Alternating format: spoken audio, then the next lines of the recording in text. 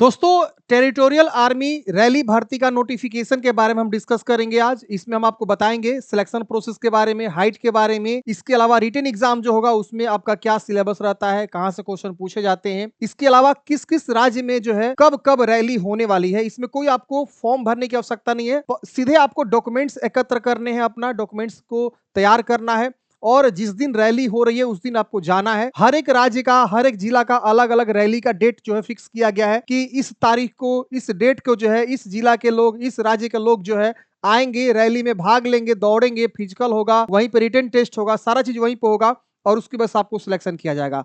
जिस प्रकार से पहले आर्मी की रैली होती थी हर एक जिला वाइज, हर एक राज्य वाइज, उसी प्रकार से टेरिटोरियल आर्मी का जो है नोटिफिकेशन आ चुका है। पहले आपको बताते हैं रैली कब से कब तक होने वाला है। देखिए, अलग अलग जोन वाइज रैली हो रही है, जैसे कि बिहार का अलग हो गया, झारखंड का अलग हो गया, राजस्थान का अलग हो गया, दिल्ली का अलग हो गया, हर एक राज्य का अलग अलग है। तो इसमें हम जो कवर करने वाले हैं वो एक मतलब कुछ अलग अलग जो है यहाँ पे इन्फेंट्री बटालियन का देखेंगे। यहाँ पे जहाँ देख सकते हैं अलग अलग जो है बटालियन का नाम दिया हुआ है, जिसमें आपको बिहार है, इसके अलावा गार्ड्स है, इसके अलावा मद्रास है, देख रहे ना। तो अलग अलग यहाँ पे आपका इन्फेंट्री बटालियंस है, इसके अंतर्गत जो है आपका होने वाला है। अब इसमें जो कब से कब तक होगा वो बता दिया गया कि 15 नवंबर से लेकर 1 दिसंबर तक इसका जो है आपका रैली चलने वाला है। और ये देख सकते हैं टेरिटोरियल आर्मी के अंदर में ये जो है आपकी निकाली गई है, जिसमें इन्फेंट्री बटालियन आपकी रहने वाली है। यूनिट वाइज यहाँ पे under territorial army group headquarter southern command के द्वारा जो है ये रैली निकाली गई है, जिसमें आप देखेंगे तो इस प्रकार से 13 जो है अलग अलग इन्फेंट्री बटालियन में आपकी ये बहाली को दिखाया गया है। इन इन जगहों पे जो है ये लोग रैली का कंडक्शन करने वाले हैं। अब इसमें देखेंगे तो वैकेंसी क्या है, टोटल पोस्ट कितने हैं। तो देखिए, जीडी के सबसे ज्यादा पोस्ट आपको देखने को मिलेंगे, 1372 पोस्ट है। सोल्जर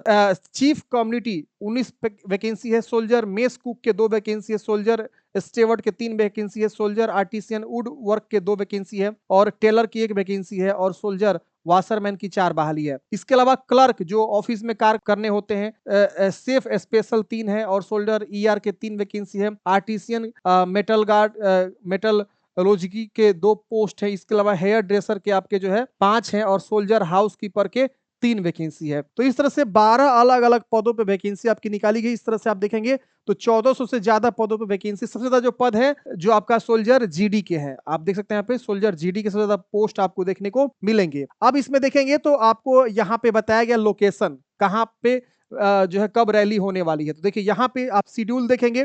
मेन इंपोर्टेंट है शेड्यूल देखना। अगर आप शेड्यूल देख लेंगे सही से तो ही आप जो है अपने जिला वाइज, अपने एरिया वाइज जो है जाएंगे। जैसे यहाँ पे देखिए डोमिसाइल लिखा हुआ है और यह डेट एंड टाइम लिखा हुआ है। अब देखिए यहाँ पे 15 नवंबर को जो है आपका ये होने वाला है। मैं एक बता देता हूँ, ये नोटिस आप आसानी से डाउनलोड कर सकते हैं। इसके लिए क्या करना होगा, आपको विजिट करना होगा डीएस हेल्पिंग। कहाँ विजिट करना होगा? DS helping forever. ठीक है, इस वेबसाइट पे आप विजिट करेंगे ना तो आपको जो है गूगल में लिखेंगे इतना ना तो आपको ये वेबसाइट मिल जाएगा dshelpingforever.co.in। इसको ओपन करेंगे तो आपको डिफेंस जॉब का एक सेक्शन मिलेगा, वहां पे आपको टेरिटोरियल आर्मी का नोटिस देखने को मिल जाएगा। अब देखिए, मैं आपको समझा देता हूं क्योंकि यहाँ पे अलग अलग स्टेट वाइज दिया गया है, तो मैं पूरा बताऊंगा तो बहुत ज्यादा समय लग जाएगा, तो कोई मतलब नहीं है। आप देख लीजिए कैसे समझना है। जैसे मान लीजिए ये आपका यूनिट का नाम दिया हुआ है, यहाँ 2 यूनिट का जो है आपका होने वाला है। लोकेशन यहाँ दिया हुआ है कि शिवाजी स्टेडियम, शिवाजी यूनिवर्सिटी, कोल्हापुर, महाराष्ट्र। यहाँ ये लोकेशन, यहीं पे आपको पहुंचना है। अब यहाँ पे कौन कौन कब जाएगा ये समझिए। तो देखिए यहाँ पे डेट और टाइम दिया है, डोमिसाइल भी दिया हुआ है। अब देखिए 15 नवंबर को सुबह 5 बजे से आपका रैली स्टार्ट हो जाएगा। इससे पहले ही आपको पहुंचना होता है, 2:30 बजे, 3 बजे, 2 बजे लड़का पहुंच जाता है सब। अब यहाँ पे Gujarat, Goa, union territory of Pondicherry, Dadra Nagar Haveli, Daman द्वीप और लक्षद्वीप, यहाँ के जितने भी लोग हैं वो सभी लोग क्या करेंगे, 15 नवंबर को जाएंगे। कहाँ पे? तो यहाँ पे रैली के लिए। कहाँ पे? ये देखिए सेंटर आपका रहेगा यहाँ पे कोल्हापुर। प्रॉपर एड्रेस ये रहा आपका रहने वाला है। यहाँ पे ये लोग जाएंगे। सिर्फ 15 नवंबर को इतने राज्य के लोग जो है क्या करेंगे, जाएंगे। ठीक है, समझ में आ गया, यहाँ पे जाएंगे। इसी तरह से 16 नवंबर को यहाँ पे देखिए एक डेट है जिसमें all district of Telangana and Gujarat state following 4 district of state of Maharashtra, जिसमें से 4 जो है जिला के लोग यहाँ जो कोल्हापुर, संगली और सतारा और ये आपका नाम एक दिया हुआ है सिंधु डर्ग, जो कि यहाँ पे आपको जाना है 16 नवंबर को। अब इसमें देखेंगे तो वैकेंसी कितनी यहाँ पे बताई गई है। तो ये देखिए सोल्जर जीडी की वैकेंसी 195 पदों पे होने वाली है। ट्रेड्समैन की 13 वैकेंसी होने वाली है। क्लर्क की 1 रहेंगे। तो यहाँ पे वैकेंसी भी दिखा दिया गया है कि कितने पद पे इस दिन जो है आपका रैली होने वाला है, मतलब इस इन्फेंट्री के लिए। आ गई बात समझ में। इसी तरह से आप आएंगे नीचे में, तो यहाँ 17 नवंबर को 11 डिस्ट्रिक्ट ऑफ महाराष्ट्र, मतलब महाराष्ट्र के 11 डिस्ट्रिक्ट के बच्चे यहाँ पे जा सकते हैं।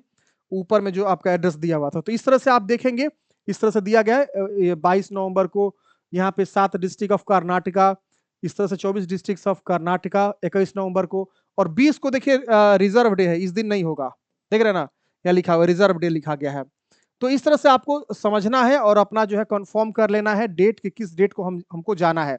हर जिला से आप चले जाएंगे वहां पे नहीं, आपको डेट यहाँ पे दिया गया, उस डेट पे आप जाएंगे तो उस डेट का स्पेशली जो है, मतलब उस स्टेट के लिए स्पेशली डेट दिया गया है। 15 डेट यहाँ पे है, जिसमें आपका 29 से यहाँ पे देख सकते हैं 1 दिसंबर तक रिजर्व डे है, यहाँ पे बोला गया है ट्रेड टेस्ट के लिए। 28 नवंबर को यहाँ पे all district of Tamil Nadu, Gujarat, Kerala state के लोग जाएंगे।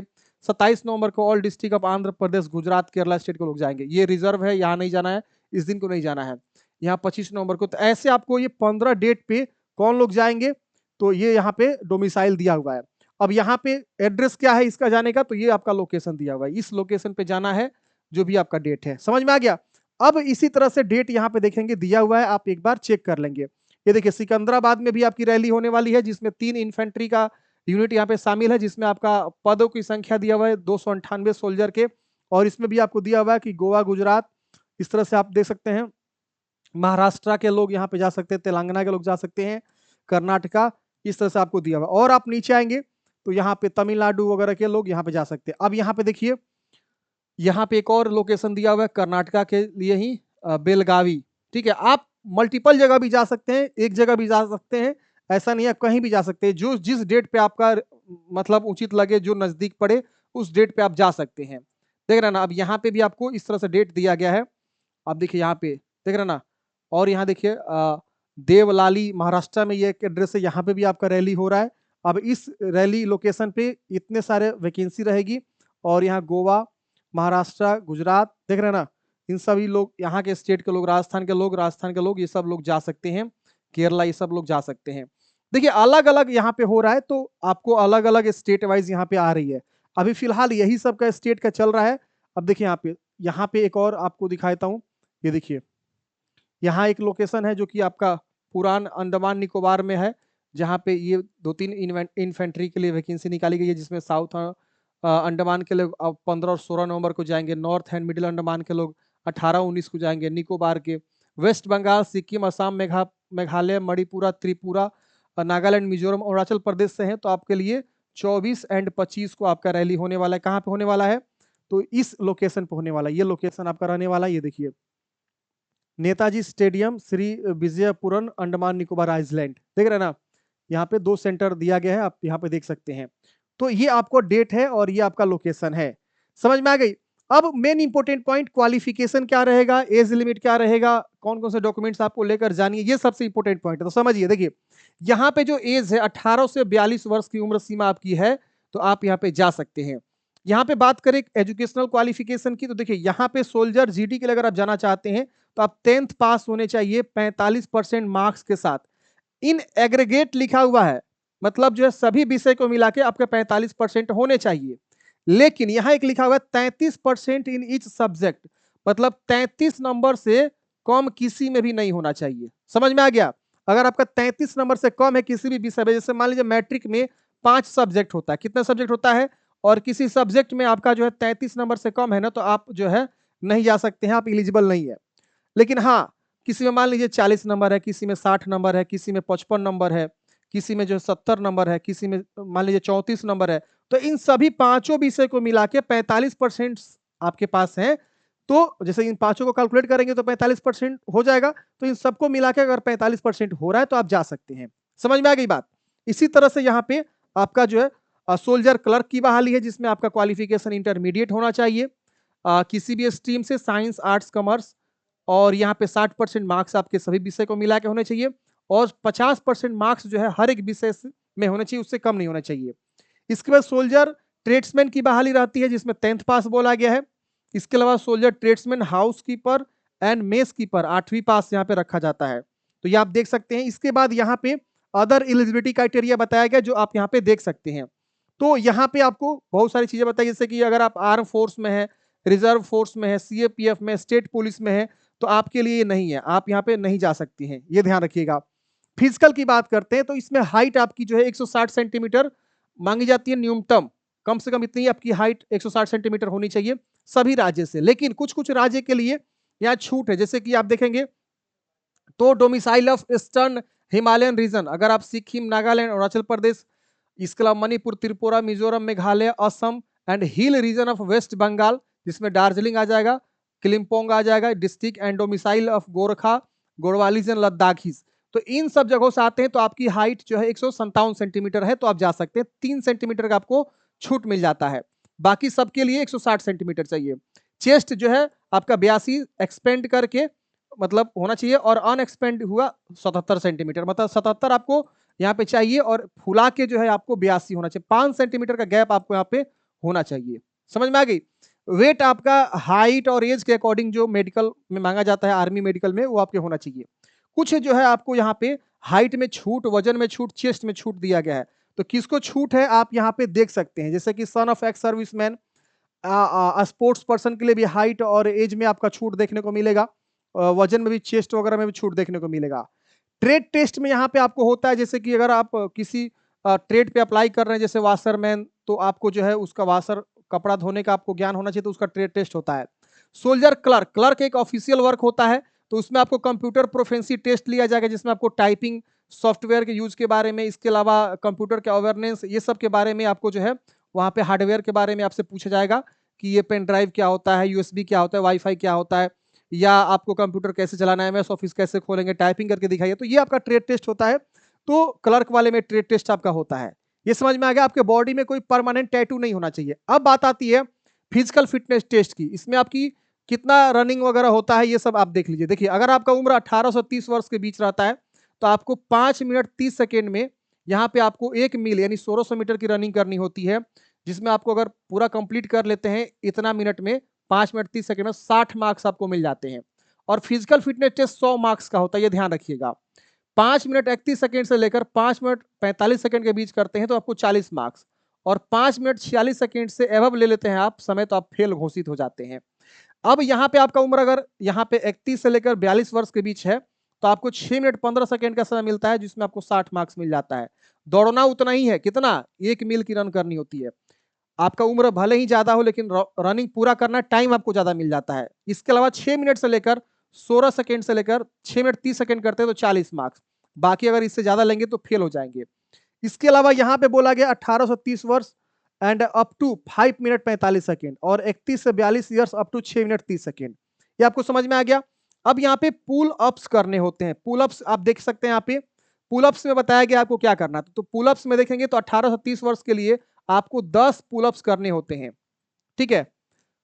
अब 10 में आप अगर 9 कर देते हैं, 8 कर देते हैं, 6 कर देते हैं, 5 भी करेंगे तो आपको पास माना जाएगा। लेकिन यहाँ पे लिखा गया 5 and below, 4 and below fail यहाँ घोषित किया जाएगा। अगर आप 10 कर देते हैं तो आपको पूरा का पूरा 40 मार्क्स मिल जाएगा, 9 करते हैं तो आपको 33 मार्क्स, 8 करते हैं तो 27 मार्क्स। जैसे 100 में आपको एक कट ऑफ भी निर्धारित किया जाएगा, फिजिकल में आपका कितना परसेंट कट ऑफ आया हुआ है, तो 100 में आपको देखिए 40 मार्क्स का आपका ये हो जाएगा पुलअप्स, जो ये बीमअप्स होते हैं ना ऐसे खींचने वाले, वो वाला मैं बात कर रहा हूँ। और रनिंग हो जाता है 60 मार्क्स का, तो 60 और 40 को जोड़ के कितना हो जाएगा? 100 मार्क्स। अब इसी 100 में फिजिकल में आपका कट ऑफ यहाँ पे निर्धारित किया जाता है।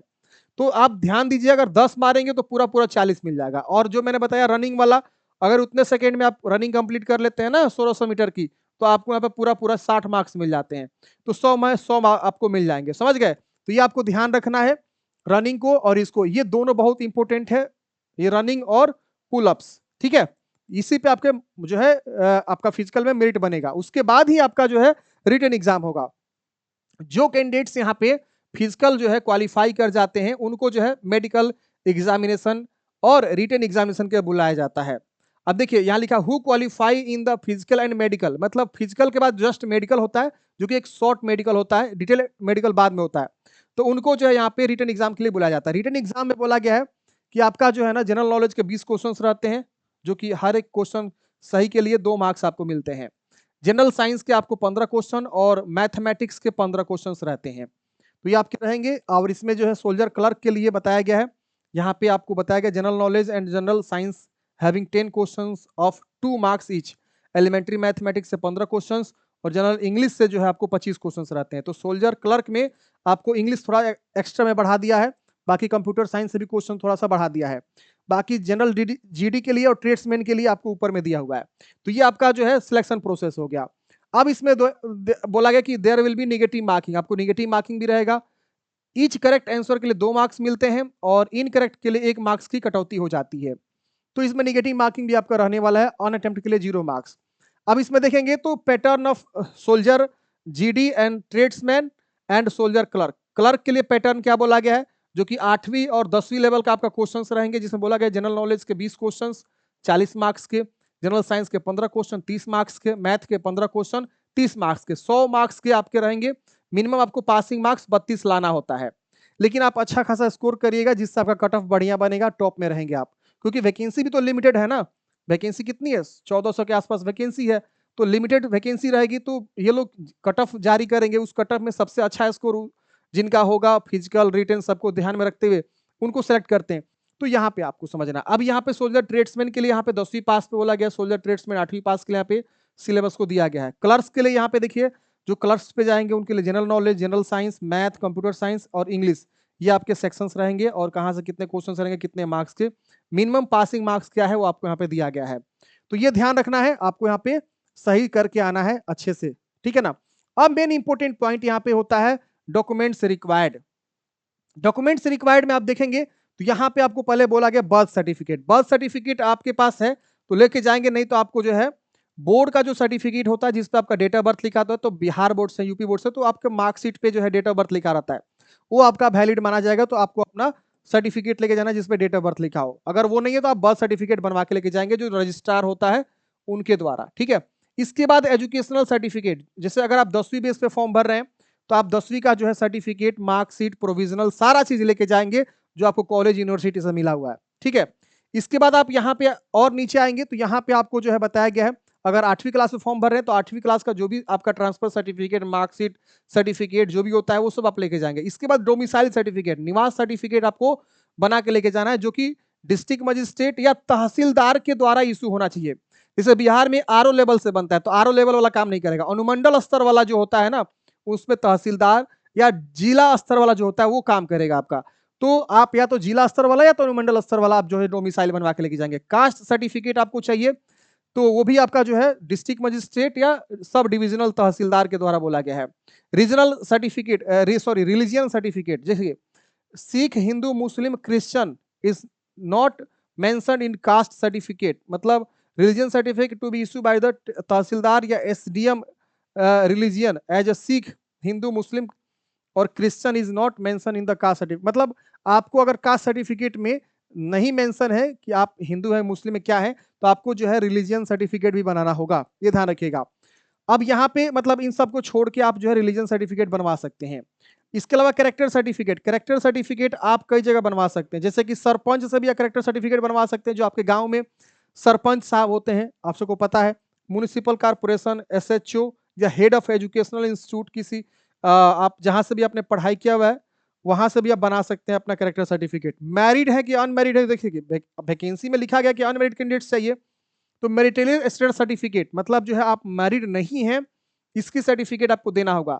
तो कहां से देना होगा, तो विलेज सरपंच या म्युनिसिपल कॉर्पोरेशन के द्वारा आपको जो है बनवाना होगा। और जो भी डॉक्यूमेंट्स आप बनवा रहे हैं 6 महीने से ज्यादा का ओल्ड नहीं होना चाहिए। रिलेशनशिप सर्टिफिकेट, अगर आप किसी मान लीजिए सोल्जर्स के पुत्र हैं, सर्विंग सोल्जर्स के, या सन ऑफ एक्स सर्विसमैन, या soldier of window, soldier of war window, मतलब आपके माता पिता ऑलरेडी सोल्जर हैं, किसी न किसी संस्था में काम कर रहे हैं, आर्मी, नेवी, एयरफोर्स, तो आप उसके सर्टिफिकेट, एक रिलेशन दिखा के सर्टिफिकेट बनता है ना, वो आप बनवा के लेके जाएंगे। अगर है तो, नहीं है तो आप उसे छोड़ दीजिएगा। इसके अलावा अगर आप स्पोर्ट्स पर्सन है, जैसे कि नेशनल, स्टेट लेवल पे आपने खेल खेला हुआ है, तो उसका सर्टिफिकेट आपके पास है तो आप जरूर बनवा के लेके जाएंगे। पैन कार्ड, आधार कार्ड बहुत ही मैंडेटरी है। अगर आपका उम्र 18 वर्ष हो चुका है तो आप पैन कार्ड जरूर बनवा लीजिएगा, नहीं भी हुआ तो भी पैन कार्ड बन जाता है, तो आपका जो है 2 से 3 दिन में आपका पैन कार्ड आसानी से बन जाता है। घर पे फिजिकल पैन कार्ड आपका आता है विद इन 1 मंथ, लेकिन पैन कार्ड आप फोटो कॉपी करा के लेके जा सकते हैं। फोटोग्राफ्स 20 कॉपी आपको फोटो कॉपी लेके जाना है। आपका हाफ फोटो जो है व्हाइट बैकग्राउंड वाला 20 कॉपी लेके जाना, ये यहाँ पे लिखा हुआ है।